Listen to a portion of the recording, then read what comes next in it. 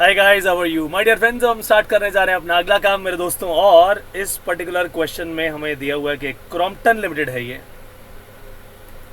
और Crompton limited जो है इसने इनवाइट किए हैं 6000 equity shares of ₹100 each at a premium of ₹20% the face value of share. यानी अगर फेस वैल्यू 100 की है भैया तो उसका 20% प्रीमियम कितना हो गया? 20 रुपए का।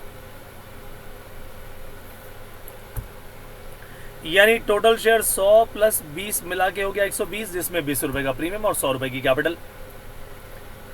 आगे लिखा जी amount was to be paid as follow. 60 रुपए एप्लीकेशन पर मंगाए हैं इंक्लूडिंग प्रीमियम, यानी इसका मतलब पूरे के पूरे 20 रुपए एक ही बार में मंगवा लिए गए, 40 अलॉटमेंट पे और 20 रुपए फाइनल कॉल पे मंगवाए गए। पब्लिक ने अप्लाइड कितने के लिए किया? हमने कहा कि हमने तो 6000 शेयर अलॉट करने हैं। पब्लिक ने 8500 शेयर्स के लिए अप्लाई कर दिया, जिसमें से 1000 एप्लीकेशंस को रिजेक्ट कर दिया गया और उनका रिफंड कर दिया गया मनी। बाकियों का कर दिया गया प्रोरेटा, यानी 8500 में से 1000 को वापस करके 7500 वाले एप्लीकेंट्स को दे दिए गए 6000 इक्विटी शेयर्स। करेक्ट। और जो अमाउंट है वो कैसे मंगवाया? 60 40 20, और 60 रुपए में 20 रुपए का प्रीमियम इंक्लूडेड है। आगे लिखा है G G, mister G who was allotted 100 shares, 100 share दिए थे, fail to pay the allotment and call money, दोनों ही नहीं दिए भैया, और उसके शेयर्स को फाइनल कॉल के बाद फोरफीट कर लिया गया। All of these shares were reissued to H at 50% of the maximum discount which could have been given at the time of reissue. Very very interesting and important, right? So my dear friends, ज़रा जल्दी से जल्दी इसकी tables बना ली जाएं। Table number 1 क्या कहती है? शेयर्स के बारे में बात करती है, ठीक है कि नहीं? शेयर्स अप्लाइड कितने थे और हमने अलॉट कितने करने थे? करेक्ट। लोगों ने अप्लाई किया 8500 शेयर्स के लिए, जबकि हमने अलॉट करने थे केवल 6000 shares, right.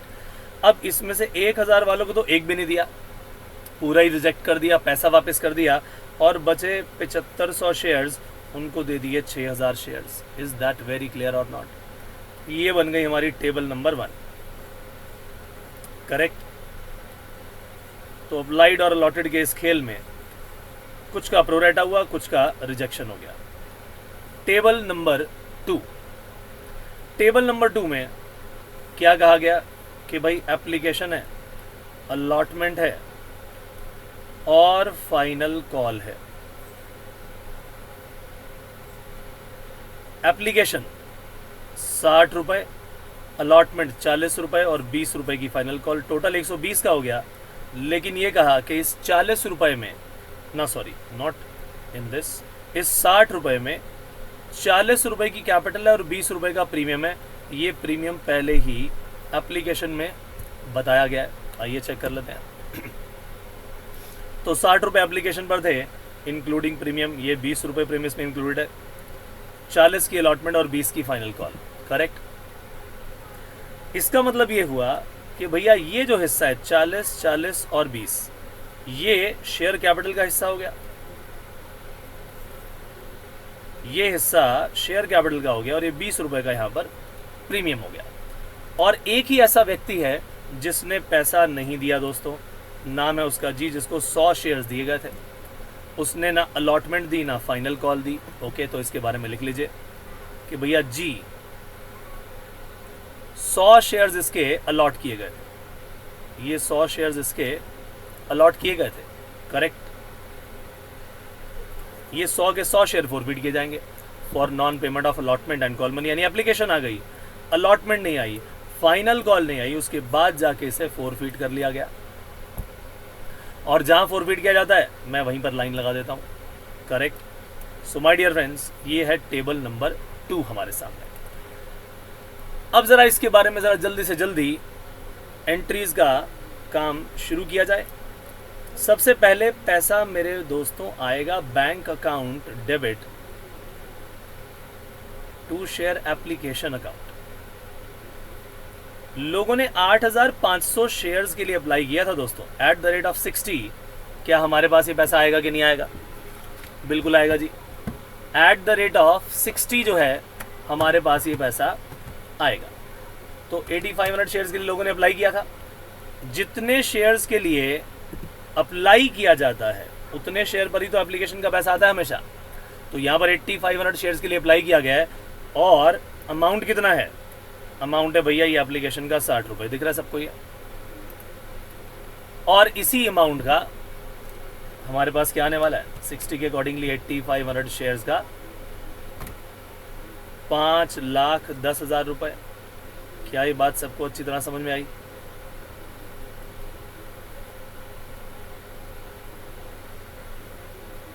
Is that very very clear to you?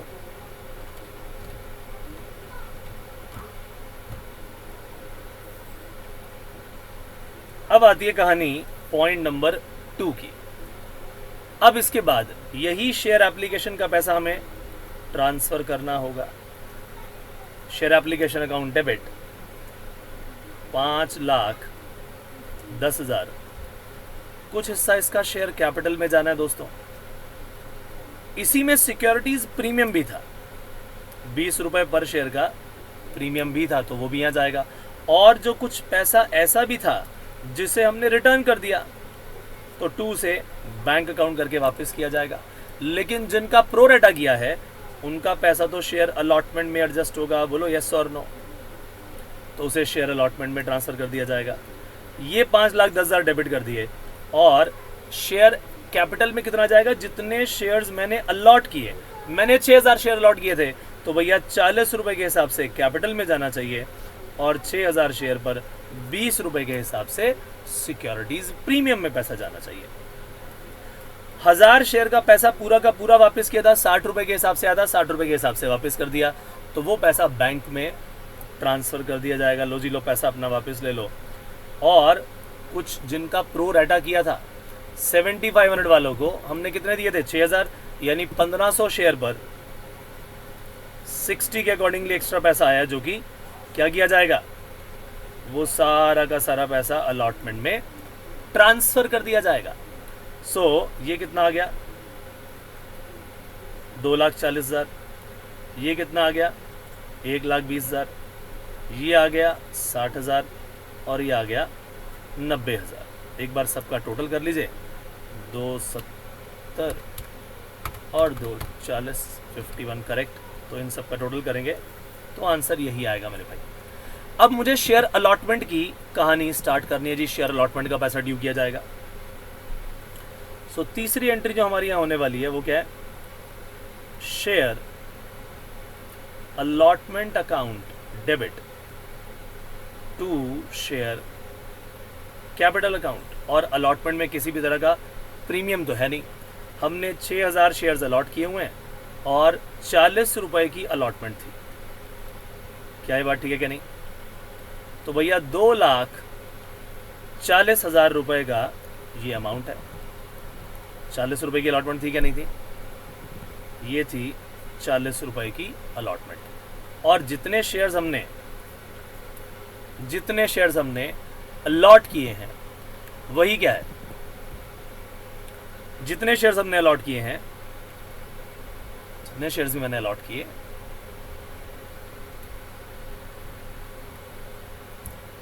जितने भी शेयर्स अलॉट किए हैं भाई उसने पर ही मैं अपनी अलॉटमेंट का पैसा लूंगा।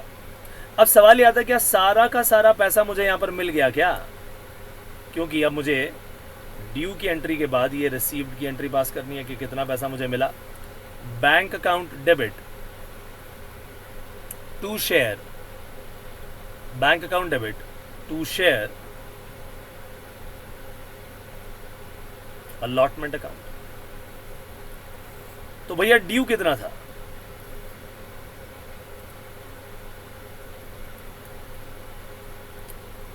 $2,40,000।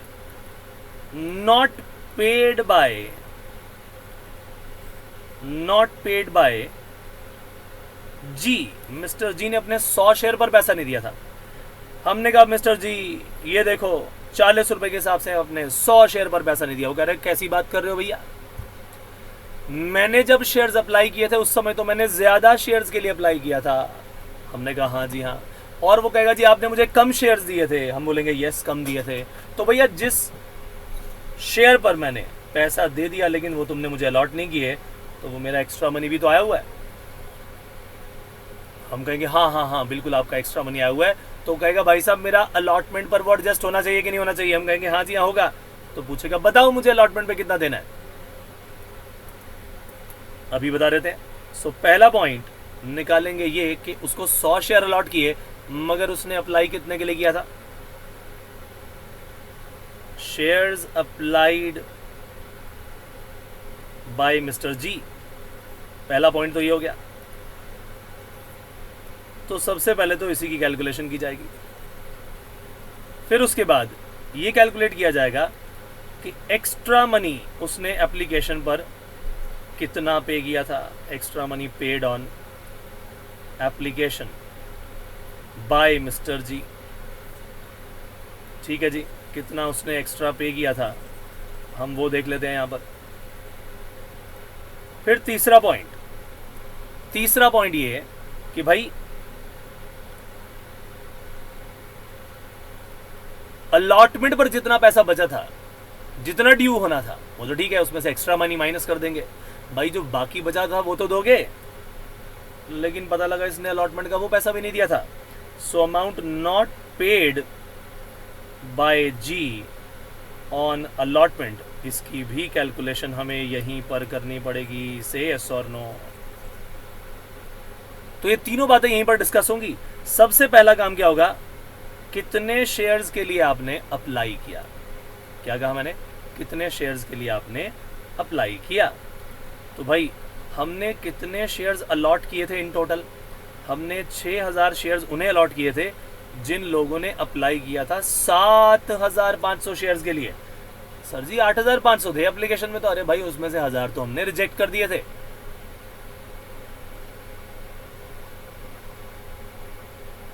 उनको तो एक भी नहीं दिया था।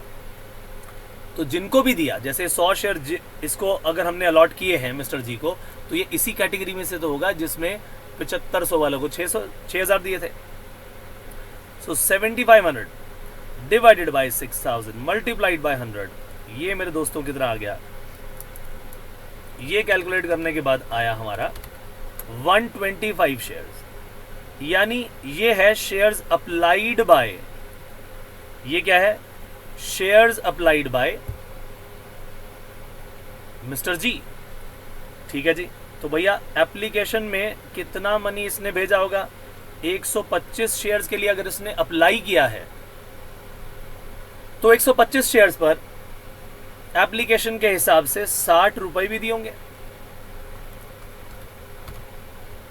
यानी पूरे 7500। लेकिन हमने इसका एप्लीकेशन में एडजस्ट कितना किया? केवल भैया हमने तो केवल 100 शेयर इसे अलॉट किए थे, तो इसके हिसाब से ज़रूर हमने 6000 इसका एडजस्ट कर लिया होगा।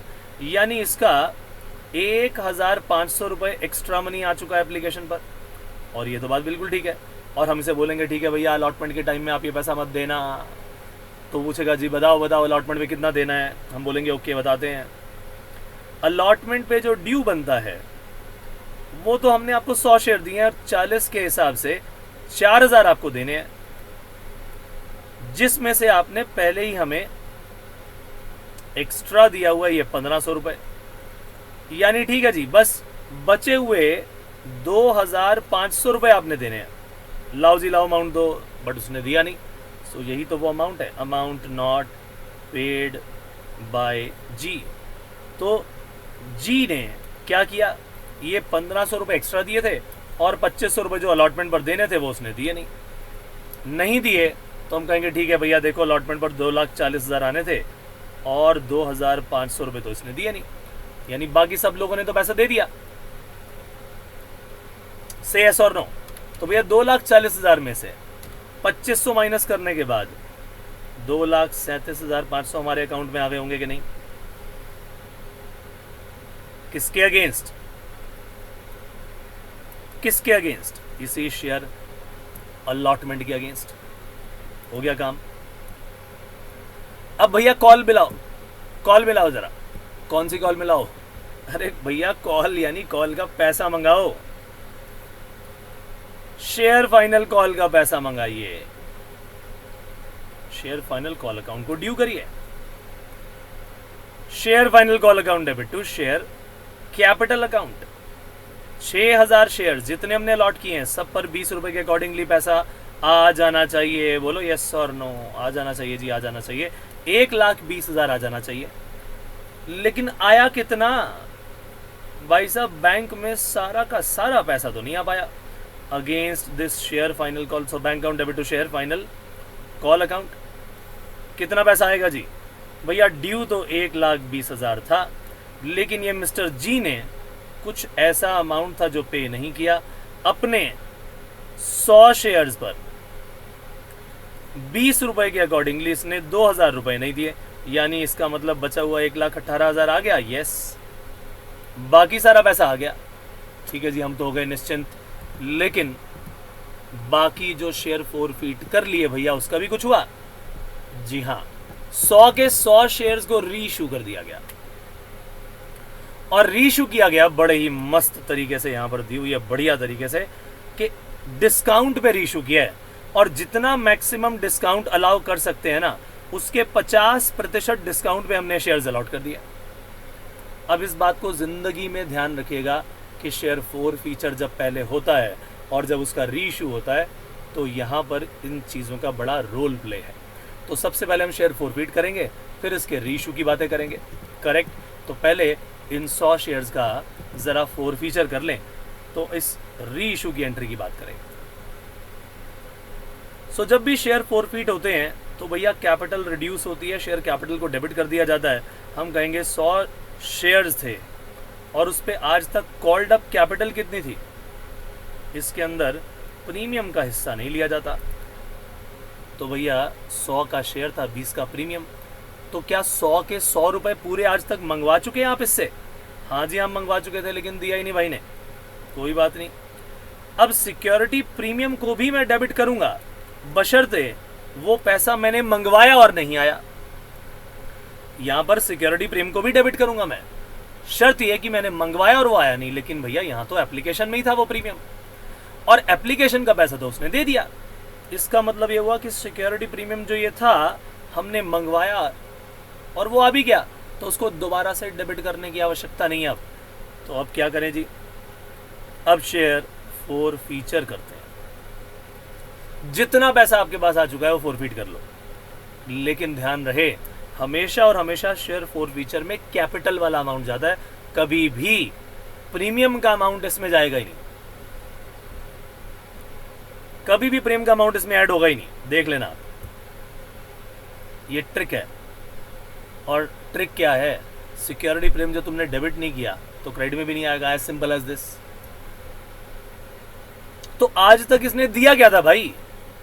जो फोरफीट करने वाले हो, इसने भैया आज तक केवल एक ही बार पैसा दिया था। जब एप्लीकेशन का पैसा मंगवाया था, इसने 125 शेयर के लिए अप्लाई किया था और उस समय इसने 7500 रुपीज़ दिए थे। तो यानी ये सारा पैसा हमारे पास मौजूद है। यस, इसमें प्रीमियम का भी पैसा इंक्लूडेड है। यस, लेकिन वो प्रीमियम हमने डेबिट नहीं किया, बिल्कुल नहीं किया। तो डेबिट नहीं किया तो उसे क्रेडिट भी नहीं करेंगे, बिल्कुल नहीं करेंगे। तो आइए कैसे करेंगे हम? 7500 शेयर रुपीज़, इसमें से जो सिक्योरिटी प्रीमियम बनता है इसका 100 शेयर पर 20 रुपए के हिसाब से उसे हटा दीजिए, यानी बचा हुआ 5500 आपने फोरफीट कर लिया। ये वो अमाउंट है जो इन शेयर्स को फोरफीट करते वक्त हमने जब्त किया अमाउंट है, ये हमारे पास है। यही वो मैक्सिमम अमाउंट होता है। क्या वर्ड्स का है मैंने? यही वो मैक्सिमम अमाउंट होता है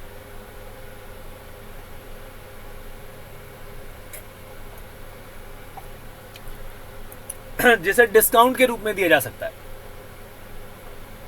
this is the maximum amount which can be given as discount at the time of reissue.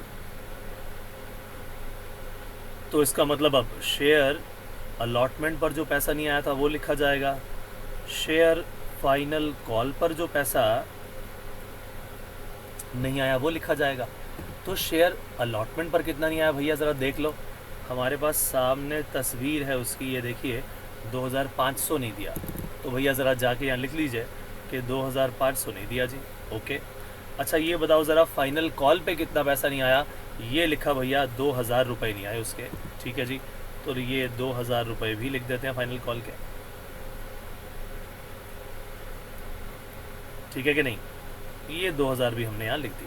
और देखिए डेबिट का टोटल और क्रेडिट का टोटल बराबर है, तो शेयर फोर फीचर की एंट्री करेक्ट है।